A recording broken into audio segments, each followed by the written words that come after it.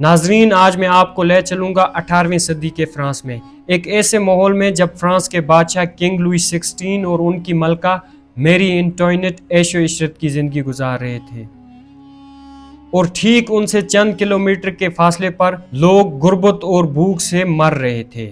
غریب کسانوں کو ٹیکسز کے نیچے دبایا جا رہا تھا اور مزدور دن بھر کی مزدوری سے ایک روٹی تک خرید نہیں پا رہا تھا۔ لوگ بھوک مری سے مر رہے تھے، جبکہ اشرافیہ اور چرچ اپنے مراتوں سے عیاشیوں میں مست تھے۔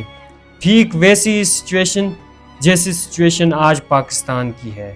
ناظرین، یہ فرانس کا وہ دور تھا جب انصاف نام کی کوئی چیز نہیں تھی۔ عام لوگ مظلوم اور کمزور تھے اور طاقت صرف چند ہی لوگوں کے پاس تھی، اور یہی وہ چیز تھی جس نے فرانس کے لوگوں میں صبر اور برداشت کو بالکل ختم کر دیا تھا۔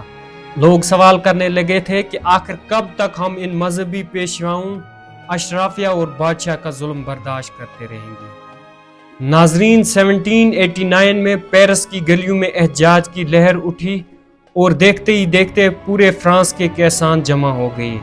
14 جولائی کا دن فرانس کی تاریخ کا سب سے اہم دن تھا، جب عوام نے باسٹیل جیل پر دھاوا بول کر جیل کو توڑ دیا، جس میں ان مظلوم کسانوں کو بند کر کے دردناک سزائیں دی جاتی تھی۔ اس جیل کو عوام ظلم کی علامت سمجھتے تھے۔ یوں اس جیل کے مسمار ہونے سے فرانس کی عوام کے لیے ایک نئے دور کی شروعات ہوئی، کیونکہ عوام نے ثابت کر دیا تھا کہ طاقت کا اصل سرچشمہ عوام ہی ہے۔ ناظرین، انقلاب کے دوران جب عوام کی فریاد ان حکمرانوں تک پہنچی تو ملکہ میری انٹوینٹ نے کہا کہ if they have not bread, let them eat cake۔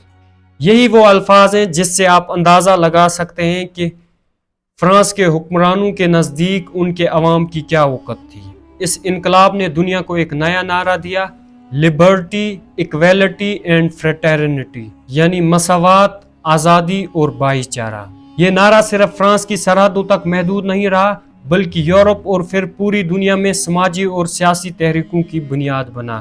Left wing اور رائٹ ونگ کا کنسیپٹ بھی فرینچ ریولوشن سے ہی آتا ہے۔ ناظرین، اس انقلاب میں میری انٹوینٹ اور کنگ لوئی 16 کا سر قلم کر دیا گیا اور بادشاہت کو بالکل ختم کر دیا گیا۔ نئے قانون بنے اور انسانی حقوق کا تصور مزید مضبوط ہو گیا اور سماجی انصاف کو فروغ ملا۔